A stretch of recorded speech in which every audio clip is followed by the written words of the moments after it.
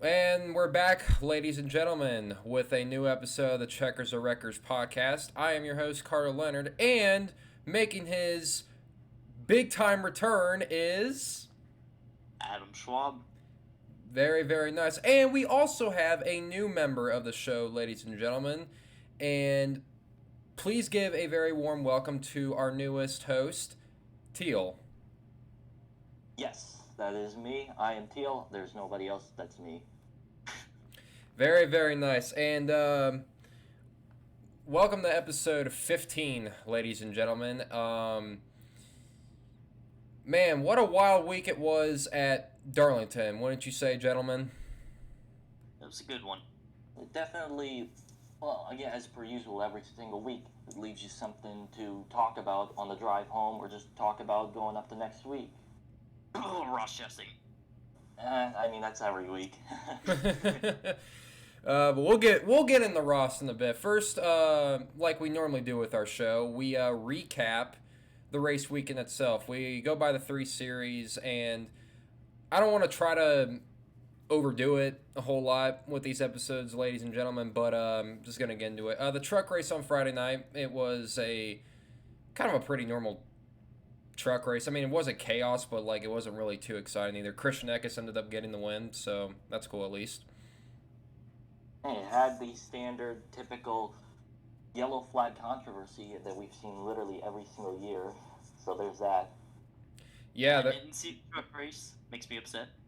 But, oh well. Yeah, all you need to know is Christian Eckes won. And shout out to Rajat Caruth. Actually had a pretty solid run for once. I did see that, though. Yeah. Best career finish so far of his career. He finished 6th, I believe. Yeah, he finished just outside top 5, but he had a chance to win. He just, even if he, with the caution that came out at the end, he couldn't have had a better chance to win. So he got close, just not close enough. Yeah, had it gone green between, I mean, the 2 leaders battling out were both Christian Eckes and William Byron. Even if he didn't catch up to them, he was still going to like finish 3rd, which, I mean, that in itself is a W. That's still a good run for him. So, now moving on to Xfinity. What a finish that was between Kyle Larson and John Hunter Nemechek. Overall, the race itself was kind of like the truck race. It was pretty simple. Not really. Actually, I mean, there was a big one in 3 and 4 that involved or I shouldn't say Sheldon Creed caused it, but it was something I didn't expect. But what a finish. Let's just put it that way. That was a really good finish. Yeah, I mean, I think it's just the nature of the track because the way it was built, they didn't actually intend for that type of racing to be so narrow. And then when the width of the track is so narrow, you come off the corner, you're going to run out of room even if you're giving each other space. So that's just a product of the racing, and we got a good finish out of it between Nemechek and Larson. And by the way, a lot of people, I don't know if people were actually really pointing to like one specific person. It was kind of like back and forth saying, "Oh, Larson's a dirty driver," which is not true, and "Oh, John Nemechek tried to dump him going into 3," which it kind of looked like that. But in my eyes, it was just 2 guys going for the win and giving it their all, and they were not going to let up. And that was just a hard racing incident right there. They were not giving that one up. Yeah. It's weird because, this happened, last year. It wasn't the exact same finish, but the fall race had Sheldon Creed blow a tire into 3 as a result of all the contact with Gregson and another driver, and nobody was blowing up Gregson for, having chaos or, Creed for being stupid. Everybody was praising the finish because it had wild moments, but when a Cup driver wins, suddenly now it's going to be splitting people. Low-key, when I look back at that fall finish and I saw the way Creed was riding that wall, I honestly thought he was going to win. Like, the way the amount of speed that he carried into that wall, dude, that shit was funny. I thought he had that shit, low-key. Yeah. And then he realized that Larson failed that move last year, and then just the car stopped. And then he sees Gregson flying right by. And then he sees Gregson underneath him. He's just like, "Oh no!" All right. Yeah. now we get into the final event, and this one has a lot to talk about, and that is the Cup race. It was the 13th race of the season, and William Byron sneaks one out, to say the least. But that wasn't the main story. Ross Chastain. That's all you. Like That's every week. that's all. I mean, I could just leave it there, but we need to talk about Ross for a second. Like, I understand that. Look, I can't change the fact that he's always going to be an aggressive driver. Like, that's his driving style. We know this. This has been established at this point. But there comes a time where it's, I don't know. It's really hard to say what I honestly think about Ross Chastain, but what do you guys think, honestly? I like how he's aggressive, but he's too aggressive, and every time he's like, "Man, I just need to get better. I need to stop doing that." And then literally the next week, in some cases, he goes out and does the exact same thing. So if he can control it, he'll be better. Personally, I do think that that's a fair argument. And I also feel like it's necessarily not the problem that he causes problems, but the fact that he is always involved in some problem of some sort. It doesn't necessarily have to be him doing, like Talladega, for example. Sure, you can definitely put the blame on Gregson coming down on Chastain, but Chastain made a three-wide move right at the restart, and suddenly now there's a bunch of cars crashed out. It feels like I think this is 4 or 5 weeks in a row right now that Chastain has been involved in some sort of problem. Sure, it's fine, to get into trouble, but if it's every single week, it's either you being the problem or you're just extremely unlucky. And I feel like he's definitely becoming more of an issue, and nothing's happening. He's not getting police. Nobody's telling him to stop. I mean, Justin Marks said he would tell him to stop, but how much is that going to stop him? Like, he's the one driving the race car. He's the one out there winning races, having success. How is he going to tell him to stop if he's having success? Right, and that's kind of like Theel. You kind of explained how I'm kind of feeling right now. Like, that Talladega move. Did Gregson honestly really expect him to really just say, not say, but like for Chastain to say, "Oh, I'm gonna lift because the 42 is gonna come down." No, you gave him the hole, and he's obviously gonna take it. I mean, let's be real. But in this case where he drives it in, he full throttles it into turn one and literally takes out Larson. I was pissed at the fact that not because it was Ross doing something stupid, but it was the fact of, dude, you literally took yourself out of contention of taking this win. What are you doing? What honestly were you trying to prove by brushing Larson up against the wall and doing that shit? Taking you guys both out. Like, I understand, like, sometimes drivers will settle it on track rather than settle it after the race, but like, I was just kind of mind boggled at the fact that he did that. I'm just like, well, congratulations. He gave the 24 to win.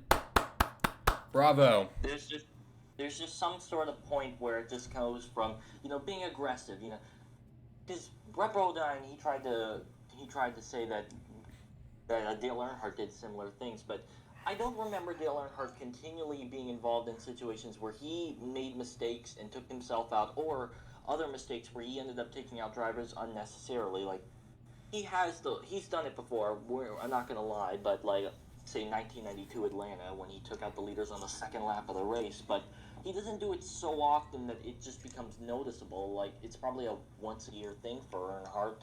It's just this Chastain, it's every week there's some sort of point where he causes something, crashes somebody out of the race, or crashes himself out of the race, and it just becomes a problem when you're suddenly now smashing up all these cars, not getting reprimanded, and just able to do it every single week.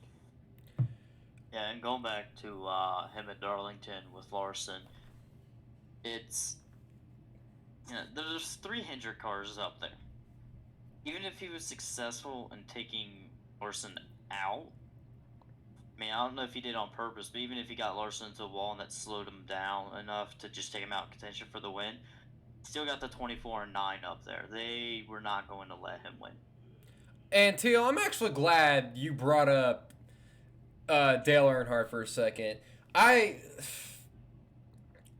If someone tells me one more time that Ross Chastain is the new age Dale Earnhardt, I'm gonna pull my hair out of my head.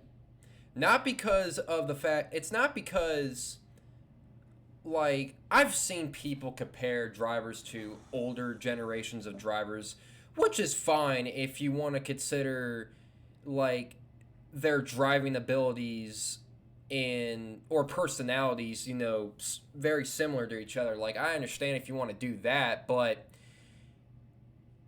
comparing Chastain to Dale Earnhardt is like comparing a Chihuahua to a pit bull.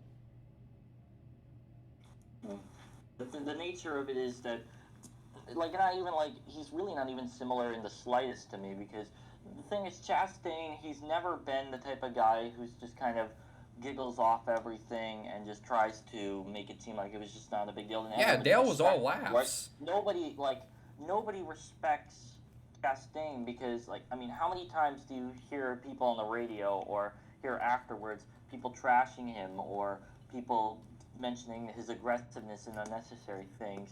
Whereas Earnhardt, sure, he definitely caused some problems here and there, but everybody respected the man because he knew when to use the chrome horn to get people out of the way. He didn't just use it every single time, every single place, just to try and get his way. And also the fact that they respected Dale Earnhardt because the dude was a winner. I'm not saying Ross Chastain isn't capable of winning races, but what many people tend to forget is that Ross Chastain has not won a race in over a year. His last win came at the Talladega Spring Race last year. It's been over 36 races since he last went to victory lane. And last week, it could have been the perfect opportunity to end that streak, but nope. He's definitely had opportunities to win, but he's done something to take himself out of contention.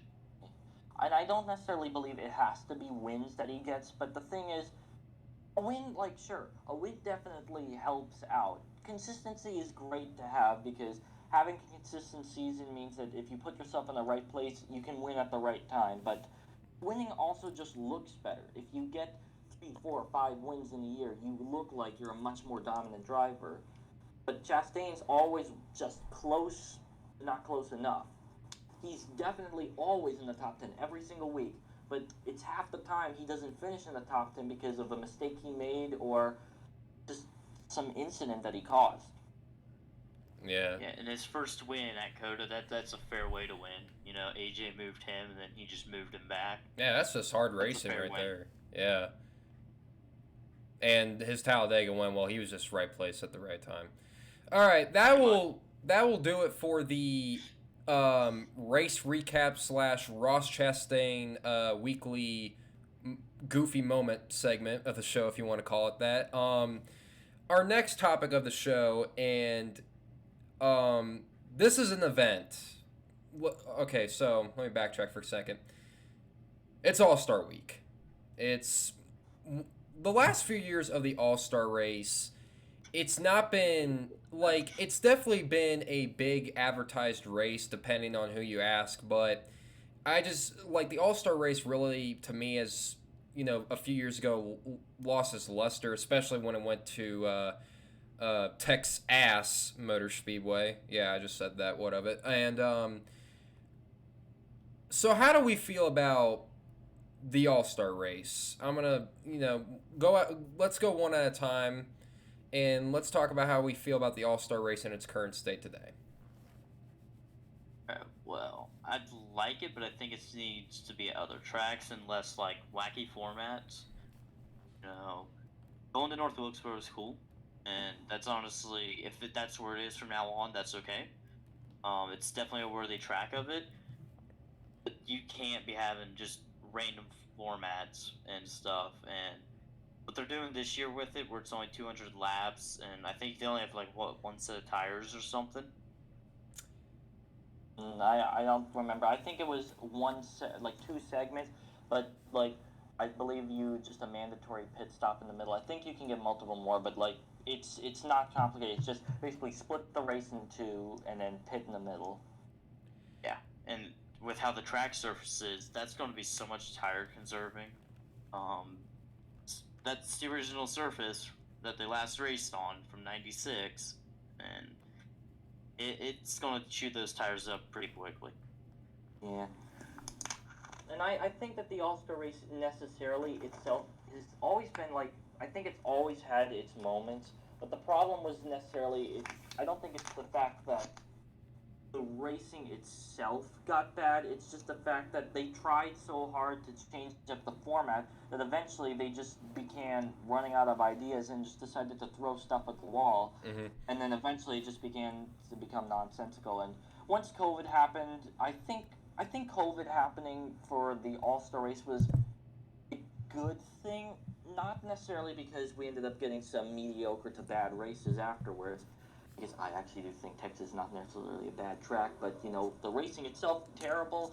But I do think that the product itself staled out because they didn't find where they wanted to go next. The All Star race itself was eventually going to leave Charlotte. I just was thinking that it needed an excuse, and COVID happened, and now I feel like it'll eventually become a staple on a bunch of other small tracks here and there. I think North Wilkesboro will be an event that will hold for a few years, but I feel like this might also open the opportunity for other tracks to hold it. Maybe they run Martinsville in it. Maybe they bring back Rockingham. I mean, they got the funding from the U.S. state, North Carolina, and they also might run it back at Charlotte to try and rotate out the Carolinas, or maybe do Darlington or something, just to try and spice it up. They're going to run it at different venues, I feel like, and this is just the first step towards it. Yeah. So I'm gonna tell my little story about um my thoughts on the whole process of North Wilkesboro Speedway returning. So it was back in 2021 where, like you mentioned, Teal, the state gave the track the $18 million because of that rescue plan. I forget what the exact name That of was it. it. That was originally from the U.S. infrastructure plan, which it does seem odd that they would spend the money on building back racetracks and not building the infrastructure. But I mean, that's not my choice. They used the money from the infrastructure plan to revise the racetracks.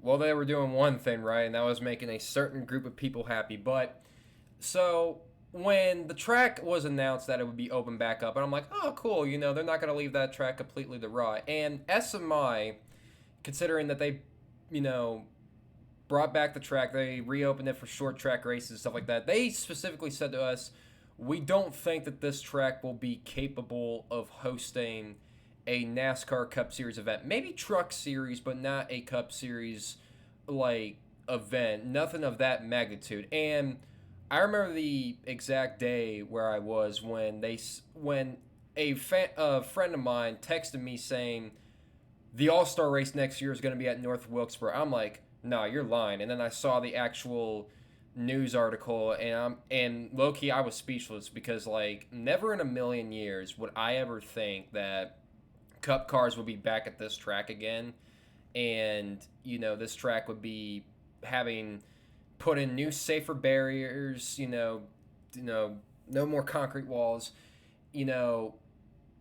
Rebuild like some of the press boxes, clean up some of the weeds and stuff like that, tear down some of the grandstands and put in new ones. Like, they have transformed this track from a shithole to something that looks fantastic, and I can't believe they've done it. Like, if you told me 3 years ago that this track would be coming back on the schedule, I would have said that you are you were a lunatic.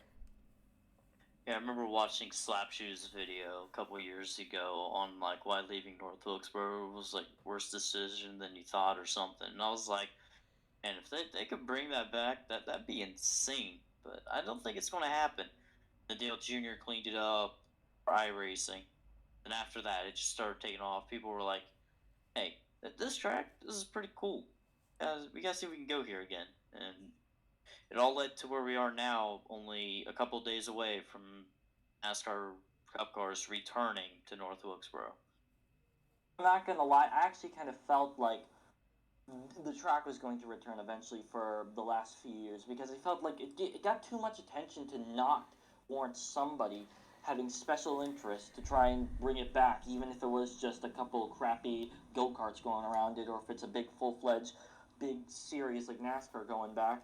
I just felt like somebody was going to get the interest. It just needed the backing, and once Dale Jr. cleaned it up, and then they got the money for the track, it just felt like it's gonna return eventually. It's just a wonder of when and who's going to join. And it looks like the big series got back on its feet, and the small truck series, as well as the Cars Tours, the Super Late models, all those ones got on as well. So it's pretty neat seeing it come back and return. I just had a different opinion on that because I felt like the attention was going to bring it back.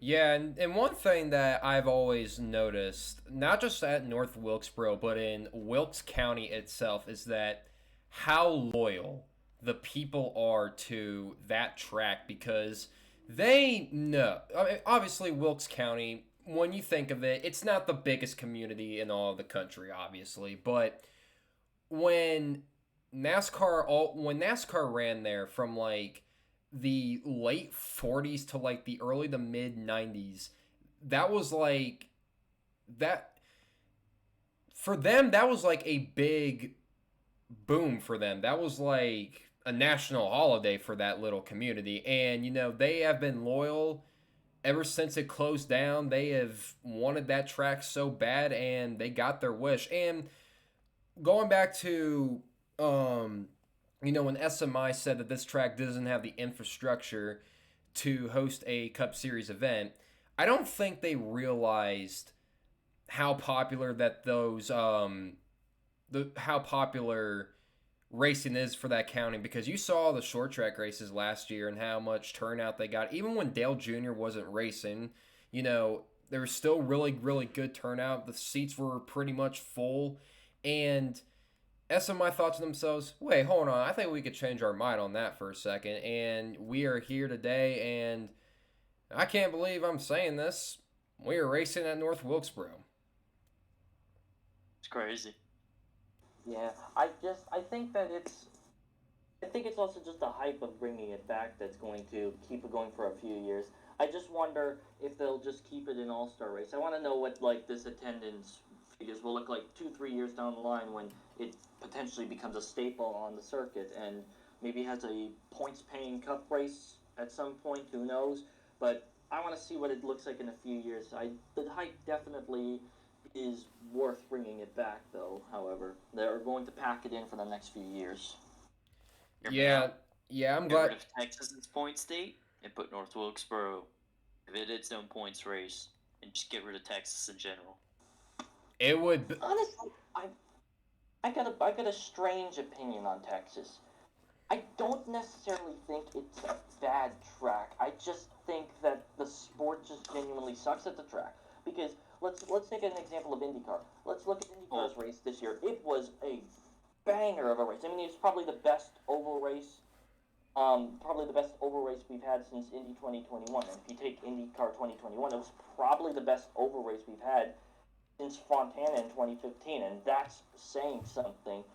So I do wonder if it's just Texas is bad at NASCAR, or if it's just that the track just genuinely sucks and IndyCar is just a miracle worker. But honestly, I do feel like North Wilkesboro, if they got rid of that date for North Wilkesboro, the Texas date, I do feel like it'd be satisfying, it even if the track's not. I don't have as much of a negative opinion on it as others.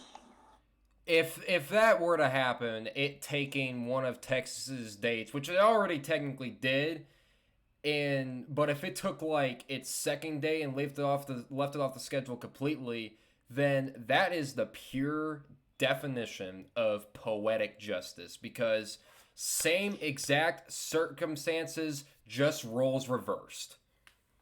Pretty much. Yeah, it's kind of funny how it works. And it's just Texas nearly and if I don't know if you guys remember, but you probably do, but Texas nearly also killed Darlington too. The Southern 500 Oh yeah. initially was September. Then Texas decided, well, we want to have a second date, so they they got rid of Rockingham again to try and give Texas the second date. But then Texas also wanted more, and it resulted in the shift of the Darlington race from September to November, and then that got shifted from November to May, and then the September date got filled with Auto Club, and Texas eventually filled in the spot which Darlington had in 2004. So Darlington was on the brink of falling out because of Texas as well. So that had been three tracks that had killed. But thank goodness that two of them are still here, and Rockingham may return. Hopefully Rockingham does return. That'd be pretty cool. I mean, they did recently just repaved it, and I mean, why would they repave something for absolutely no reason? Correct me if I'm wrong. I think like that infrastructure plan. I think some of that because money went into three tracks, that being North Wilkesboro, Rockingham, and Charlotte. So I'm guessing they use some of that money to repave. I'm guessing. I'm not exactly sure, but Some of it went into the repaving. The others went into some of the infrastructure in the stands and some of the paddock areas, like the where the suites are. I'm sorry, but Rockingham has like the weirdest looking.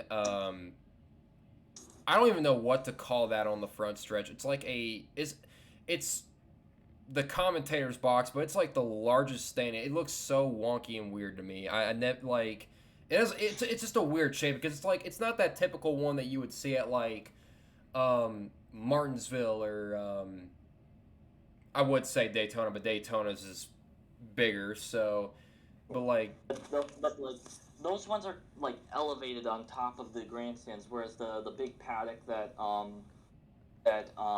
Rockingham has, it's sort of like sloped up, so it kind of like extends over the grandstands, but not fully. Like it starts behind them, but slopes over. It's weird. Like the whole track's just kind of strange with its slopes. Like even the walls are not sloped properly, so that's why you get people climbing the walls there. and also they wouldn't have to really worry about much of fixing the track because one, they just repaved it, and two, there is safer barrier foam blocks because of just about a decade ago the Truck Series was racing there for a couple events. Don't know why they went away from it, but I don't make those kinds of decisions. But yeah, I would definitely like to see Rockingham back on the schedule. Hell, even Kyle Busch mentioned it during this week. I think he was asked if you could bring back something from the past, what would you like? What would it be? And he did mention bringing back Rockingham. So, if the drivers want it, then I think we should make it happen. Yeah. I've been out there a few times before. I just think the big thing that they need to fix would be the traffic area. It's like Nashville had that traffic problem outside the roads. Like those are kind of small roads. Yeah, I was there. Far away from the city. But Rockingham's issue is it's literally a two-lane road. It's two-lane roads merging together towards the town of Marston up in the northeast, and then Rockingham's down in the southwest of it, and it's just two-lane roads there that connect there. And if you're trying to get 40,000 people fitting in there, that's going to be a problem. When it's the drag strip and there's only like 10,000 that can sit there, great, that's easy. But when there's 4 or 5 times as many trying to fit in for a full weekend, they're going to need to fix that infrastructure around the towns. By the way, I think it's mostly ready. Yeah, I mean, I like seeing some of these racetracks come back to life because, it's better to see them come back to life or used for something at least than to just completely see them, getting destroyed and stuff like that. Always support your tracks and your communities, ladies and gentlemen. All right, so we are nearing the 30-minute mark of this show, and there isn't really a whole lot to talk about this week. Well, actually, there is some news today. It kind of regards NASCAR's next TV deal, and it is regarding that the NASCAR Xfinity Series, which I think is one of the best racing series in all of America. I mean, to each their own. Might get how do I say it? Might only be Exclusively on streaming services. Thank you, T. I was losing my train of thought. So, what are your guys' thoughts on this whole idea? Because I know a lot of people are going to have their pros and cons about it, but I want to hear what you guys think.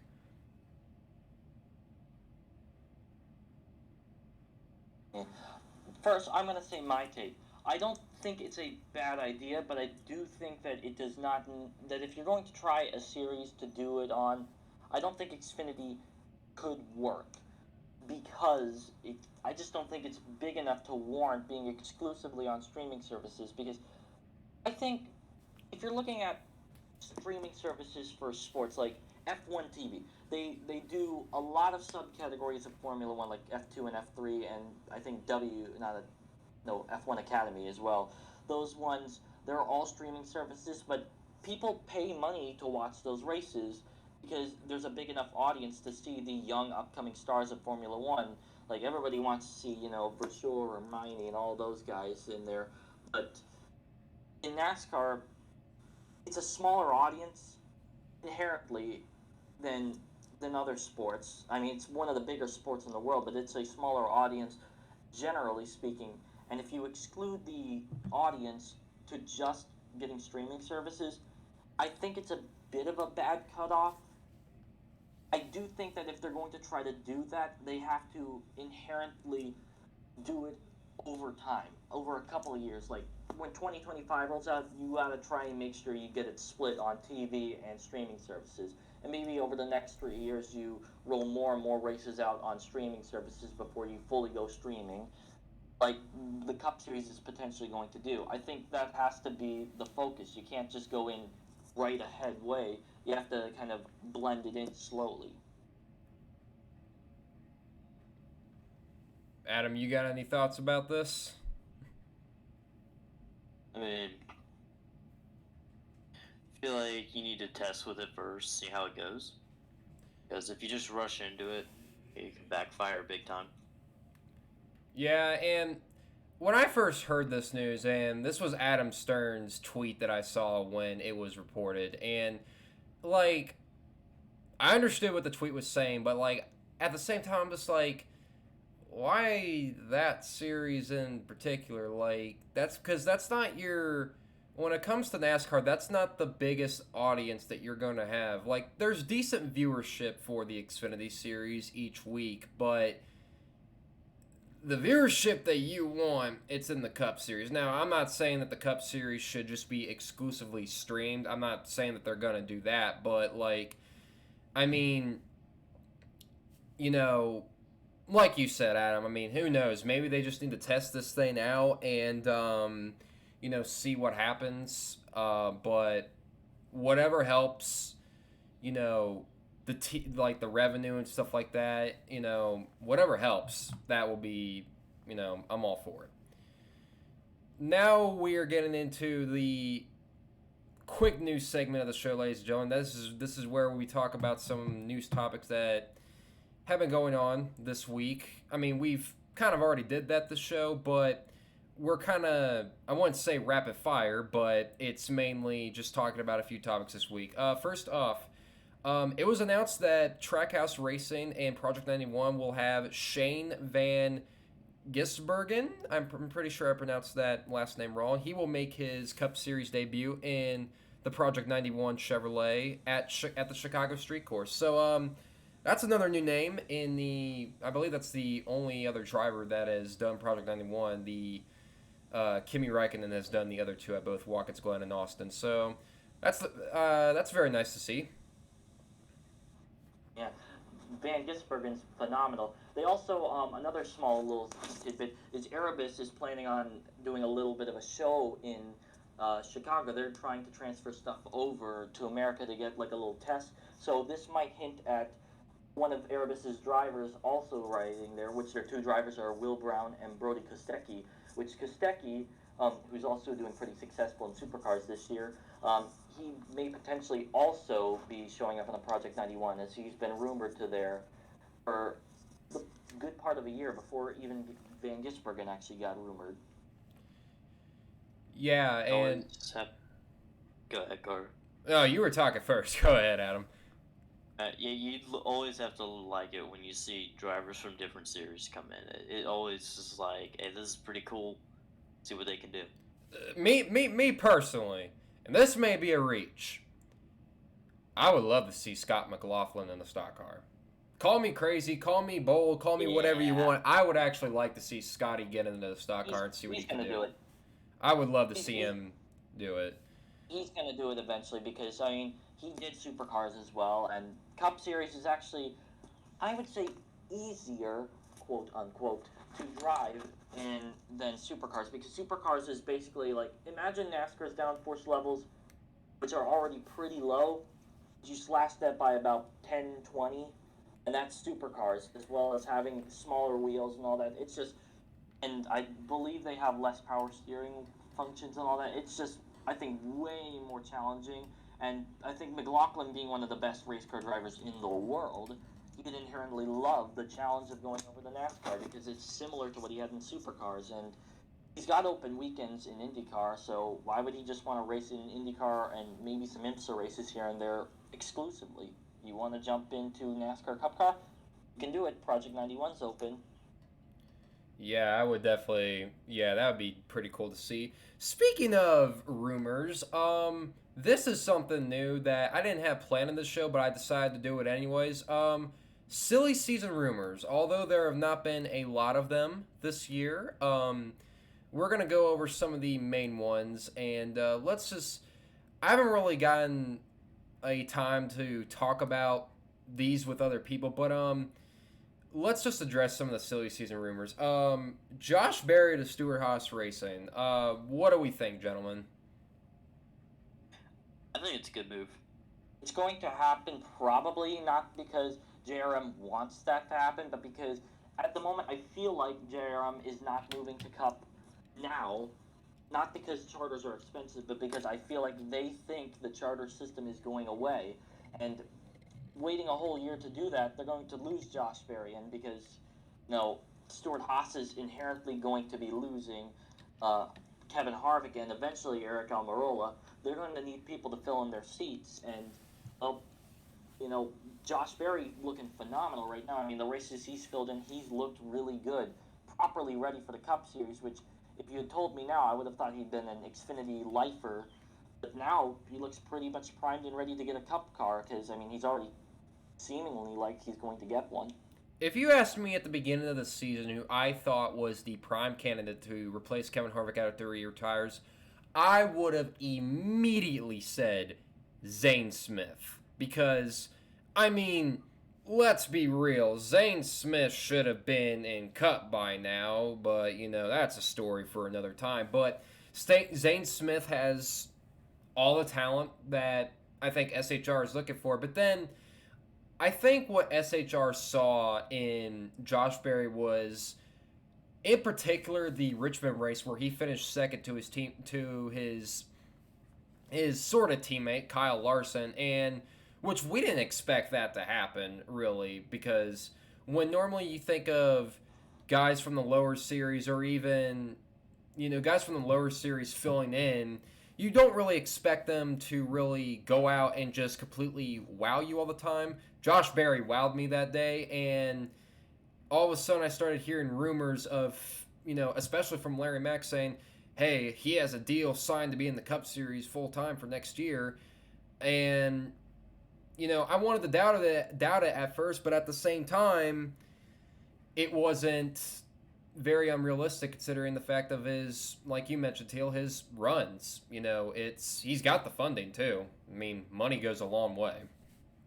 And, of course, he's best friends with Dale Jr., so that pretty much helps us secure a seat at least for Junior Motorsports, never mind possible Stewart-Haas.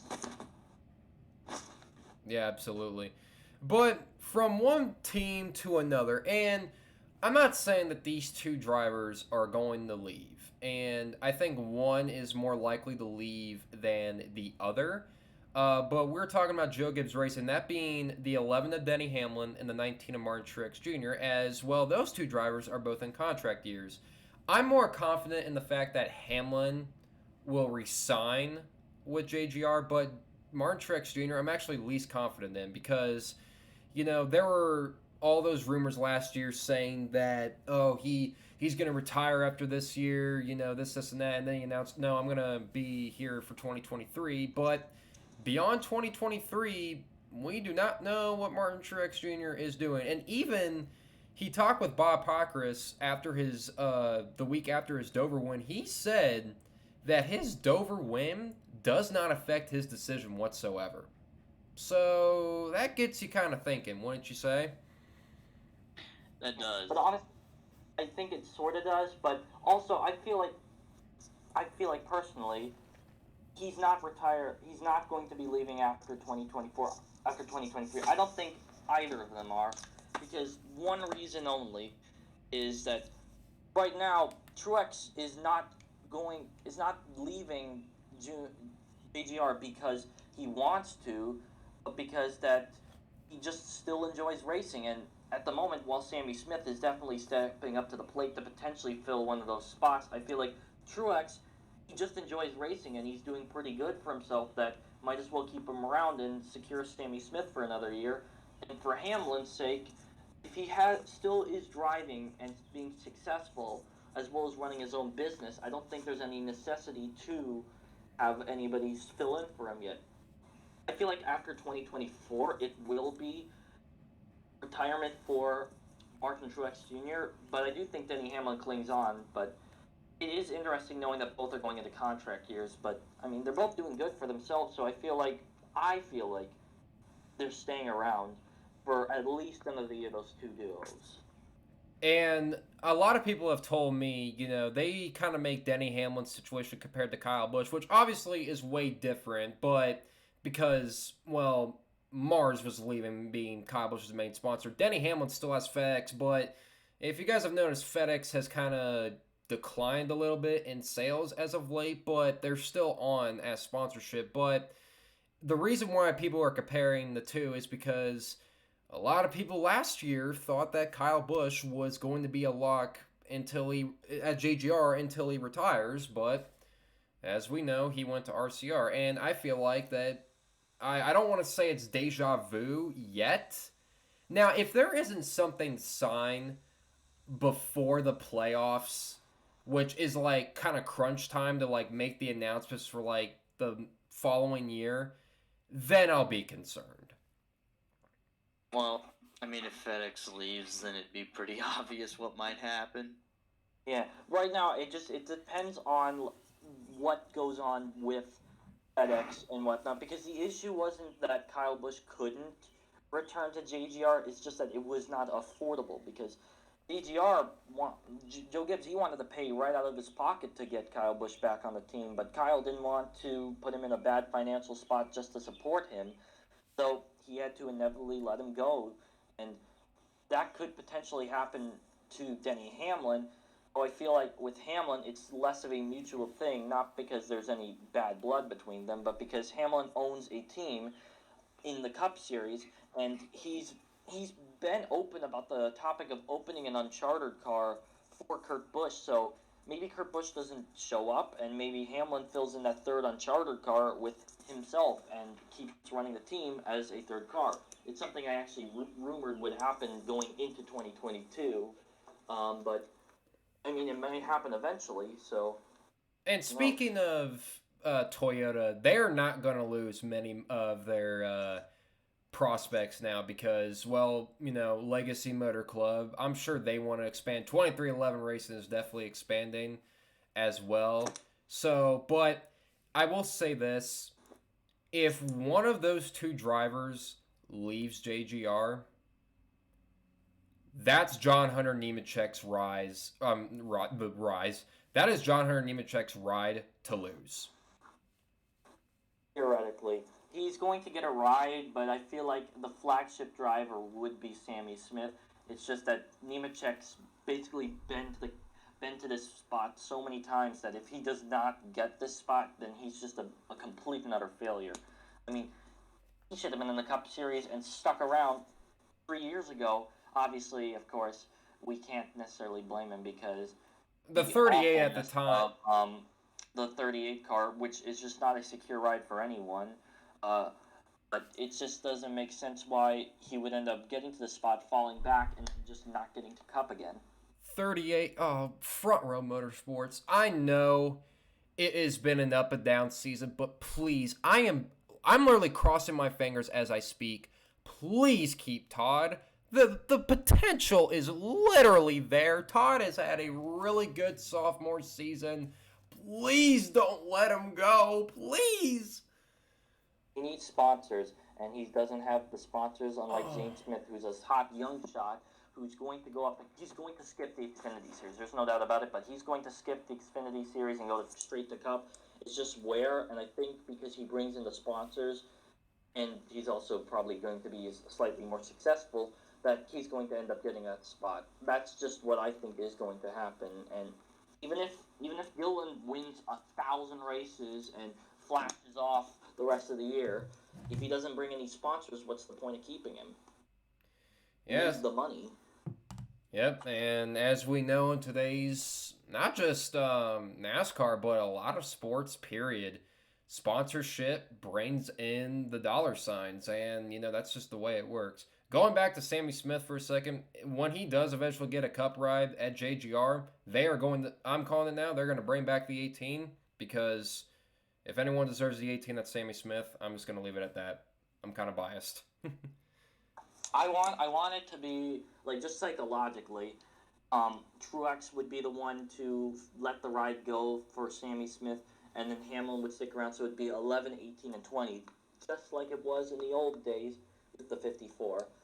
But honestly, that's just a psychological thing, because I've always been used to that. Well, here's... That was a new thing. Yeah, definitely. Well, ladies and gentlemen, we are nearing the 50-minute mark of the show, and we are going to get into our final segment of the show, and that is race picks. It is pretty darn simple. We look at the weekend races ahead, and we pick to see who's going to win them sons of bitches. So, let's get into the Truck Series event, ladies and gentlemen. It is the Tyson 250 from North Wilkesboro Speedway. Theel, since you are our new member, you go first on who you think will win the Truck Series race.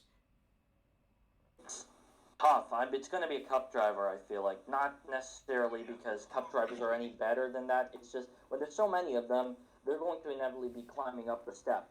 I mean, there's got Christopher Bell, Ross Chastain, Kyle Larson, William Byron, Bubba Wallace, another of them. But, I mean, they're all going to be there. I feel like Larson is going to be the one to win this race in the Tyson 250. And I'm going with the same thing. When I look at the entry list, I just see one name that I think is going to just take over the race, and that's Kyle Larson. I think he'll figure how to save tires and everything best, and I think he's going to win it and honestly set himself up for Cup, because I go and look practice, which just wrapped up.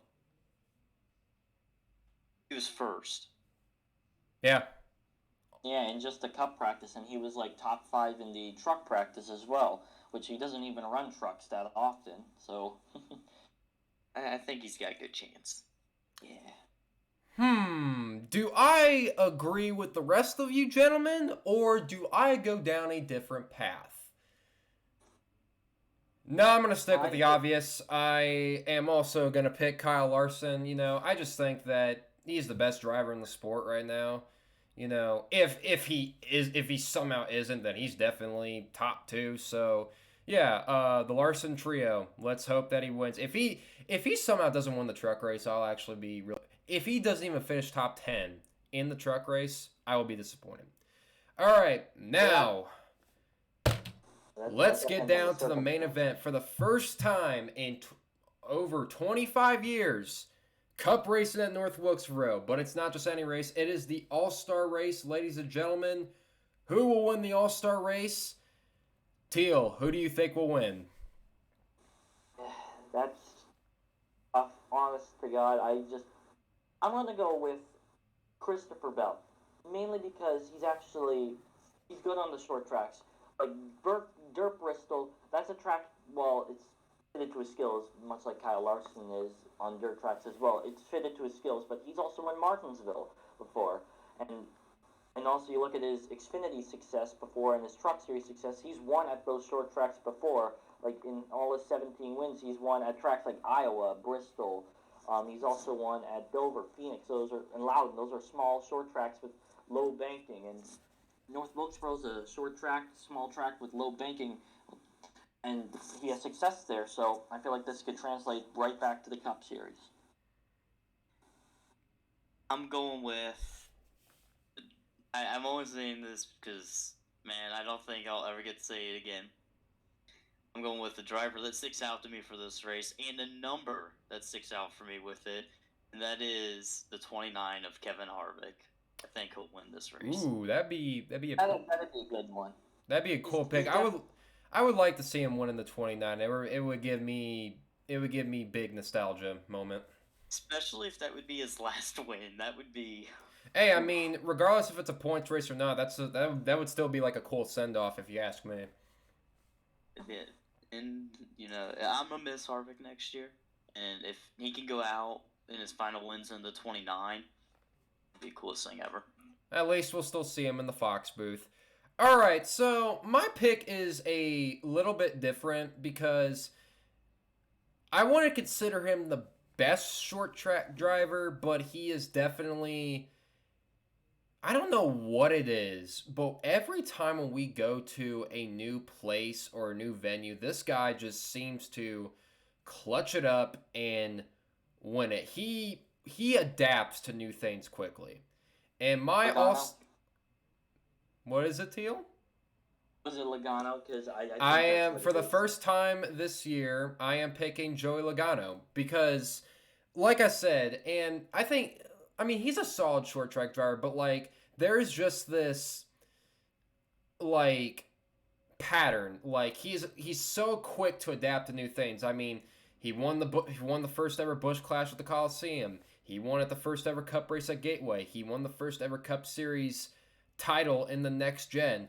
Whatever new thing that happens in the sport, don't be surprised if Logano is the first guy to jump the gun and win it. So I'm going to keep with the pattern, and I think that Joey Logano will win his second career All-Star race this Sunday night.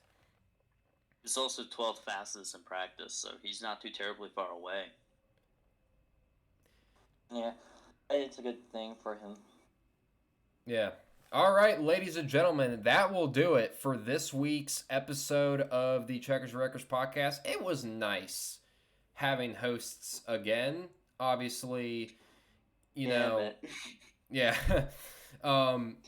great to have the main co-host back, and great to have a new member on the show. So everybody, please show Theel some love. I think he'll stick around for a bit. Yeah, I'm hoping to get on to another show eventually. I just need to check my own schedule because I got my own stuff going on. So I'll hopefully join back on this one. Yeah, and we would be really grateful to have you. And we also have another new member as well, ladies and gentlemen. And they're obviously not on the show right now, but they will probably appear next week, and you will see who that is. We will introduce you to them first hand. So, thank you guys so much for listening to the Checkers Wreckers podcast, and have fun watching the races this weekend, ladies and gentlemen, and we will see you guys next time. Bye-bye.